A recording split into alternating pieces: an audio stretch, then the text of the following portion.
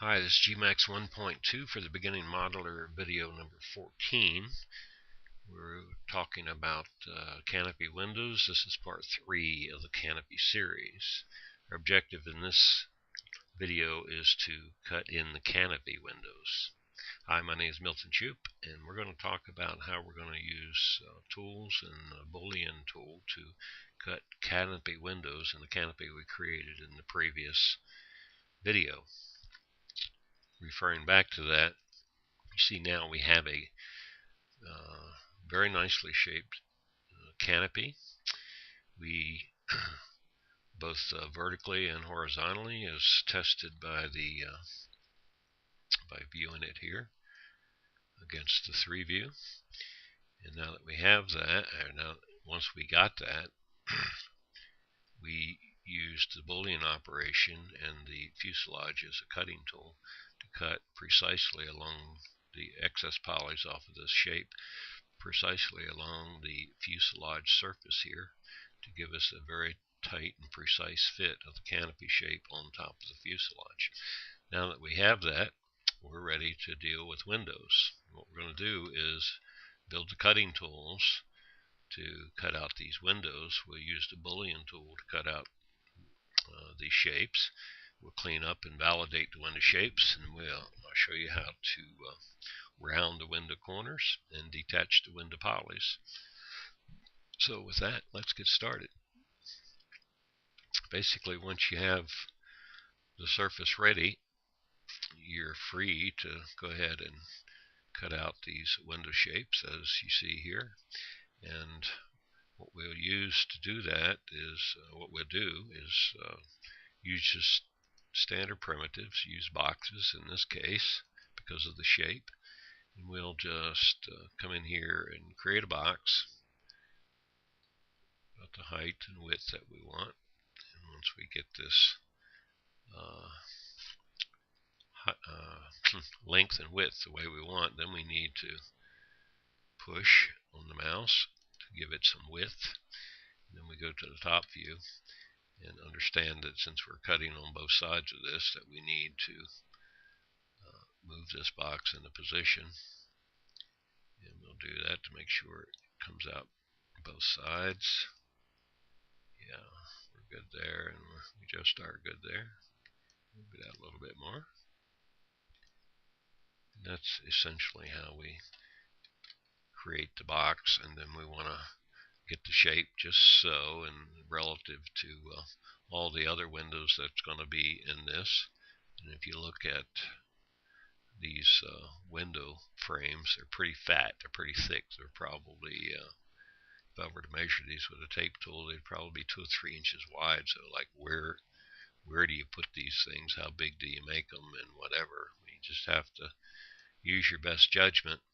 Once you have the tool in place and you convert it to editable poly, right click on box and editable poly, and then once you have that, then you can tweak the height and width how you wish. If you want to make it a little wider, a little taller, or shorter, or whatever, just use your best judgment, compared to everything else that's going on here. And once you have this in place, then of course you can, and you're happy with length, width, height, etc., and then you can clone this by holding the shift key and clicking, and just propagate it to the other window shapes. And once you have these 2 done, then you can copy that, clone it, and then copy both of them, and you can move it up to cut out these top windows. Do the same thing for this shape. It's simply use a box and about 6 segments here. And I've already done all this, so I'm just going to, rather than spend the video time to do it, and you know how to do it, we're going to just delete this, and I'll pull up the one I already did just to save time. Now on this one, notice I said a 6 segment box here, and that gives us plenty of segments to get a nice smooth rounded shape here. Now what did I do down here? just to give me more smoothness. I originally did the 6 segments, and it was a little clunky going around this corner, so what I did was edit this to select these edges across here. Notice I picked up an edge on the other side because I did not ignore back facing here. So, I just selected these edges along here and then came down to my command panel and picked up the chamfer tool and just gave it some chamfer. And what that does is give you some vertices then that you can use then to move along this curve and smooth out those edges. So that's basically how I created that. Pretty simple, actually. Let's just get rid of that. Get back to the left viewport here. So now that I have all these, I don't want to do 4 or 5 individual Boolean operations. So what I did was just attached all these objects as one. So now they're all treated as one object. So when I go to do the Boolean, all of these cuts will happen all at the same time. So if everything looks good here, then what we'll do is select the canopy. Probably ought to rename that. Canopy newest. And we're ready to try out these window cuts. So let's do that. The way you do a Boolean, as you recall, is you go up to create. Come down here to standard primitives and change that to compound objects. Select Boolean. And down here, we don't want to remove anything from anything. We just want to do the cut. So we're going to do a reference. We're going to do a cut. Cut refine is what we want. So then we're going to, we're working on object or operand A here. So we're going to pick operand B, which is going to be our cutting tool, so to speak. So we selected that. Don't know if anything happened. Yeah, looks like it did the cut. So let's come back up here and convert this back to poly, editable poly, and hide unselected and see what we've got. And we'll check out these cuts. Now, one way to check it out is to go into polygon subobject mode.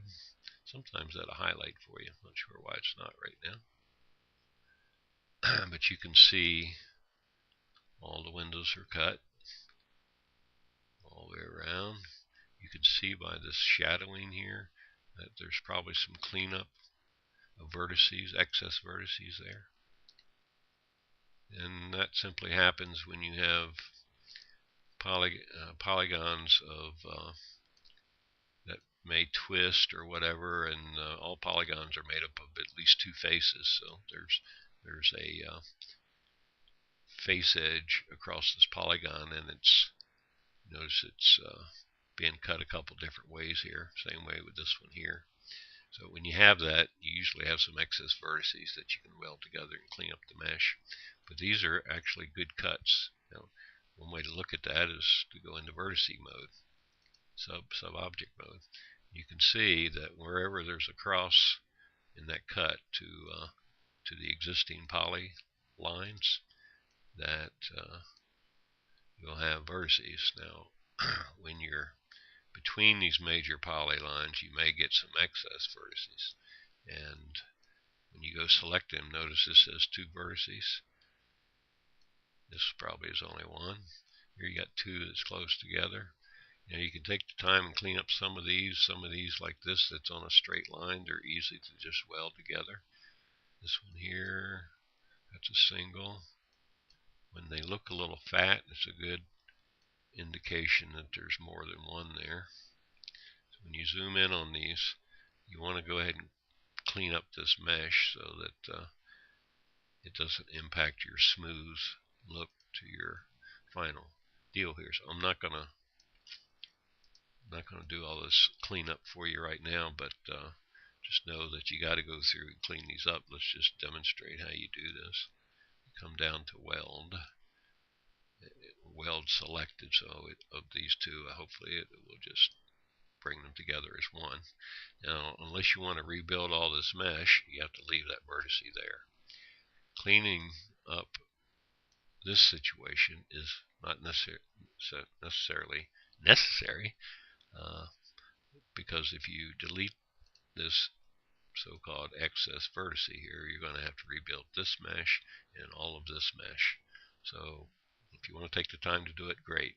A lot of times I do that because I have the time to do it.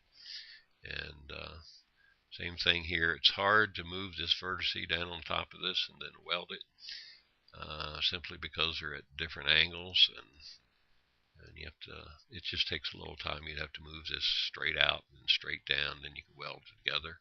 And if you get it precise, it won't impact your smoothing. But you can see you can't just go in and weld these, because it welds to the average distance between the two vertices. So you can't just blindly weld these things together. You need to look at each one individually and decide the best technique to take care of it. See what happened down here. Yeah, see this? This is why you've got this shadowing going on here, strange shadowing. So that needs to be fixed. You could actually just delete the vertex, takes out that whole polygon, because you eliminated its connection points. So you'd have to rebuild this as an example. I'll do one here for you, like so. Now, if we do this and this, you still may have a problem. I don't know. You just have to do it and see. Bring these all back, because I don't know if this is identically in the center of this poly or not. Usually I'll do poly faces that are three-sided, so that so I can guarantee a good smooth finish. So let's see, this poly is a 1, so let's back up and make this poly a 1, not a 2. And that smooths up okay. So you could do a similar thing to here and rebuild that poly, and that should work out just fine. So that's kind of what all that's about. But the cleanup is necessary to get rid of this shading issue. Alright, and then how do we, once we have all that done, of course, not right, I want left. Once we have all that done, then we can go in and on the select and do no damage, we can go in and select these polys. We might as well pick them all up. And then we can deselect these that we don't want, and that's, oops, don't want in that selection. And we deselect. Sometimes it's easier to do that than to individually select all these polys. And that gets the ones on the other side too. So let's pick up this and pick up this. Alright, I think we've got a good selection. Let's look at the other side. Yeah.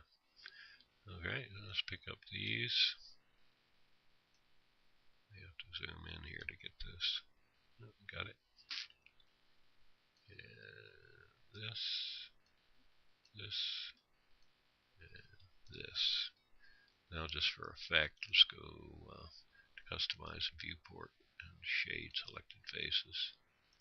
See what we got here. So now you can see those are our window cuts. They turned out really nice, actually. Key when you're doing this, and sometimes it's hard to do it on, particularly when you're cutting on angles, is trying to get these beams, the metal beams, between the glass, the correct size. So when you look at them from the side, they look narrow. We look at them from the 45-degree angle. That's the real thickness. When you look at the top, they get thinned up a little bit. So it's hard when you're looking at a top view and a side view to cut these exactly right, and sometimes you may want to adjust them. I've gone back and redone them because I want all of these in the same direction. I want them all the same size, and that's going to be true as well when we get to the windshield. So, but that worked out pretty well, and We did exactly what we set out to do here. So once you got this here, then you're free. I usually leave these attached until later, but you can go ahead and detach them and give them a name. We'll call them Canopy. Actually, everything that's a window, I usually start with window dash Canopy, so all my windows show up together. Easy to find that way. So now that they're detached, that's a separate object. But while we're right here, we may as well select those windows and link them to the canopy. So if I accidentally move this canopy by 4, 5, 6 thousandths of an inch, the windows move with it. So hopefully we don't do that, but on occasion you do it and don't realize it. So I just move them, the windows move with it. If you go look at the subtree, you'll see that the windows are linked to the canopy. Alright, so that's what we wanted to achieve in this, and we have done just that. So that just goes to show you, you want to do something bad enough, you can do it. Hope this video was helpful to you. Have any comments, post them down below, or hit me over at the forum at Sim Out of House. I appreciate you watching, and y'all have a good day. Thanks a bunch.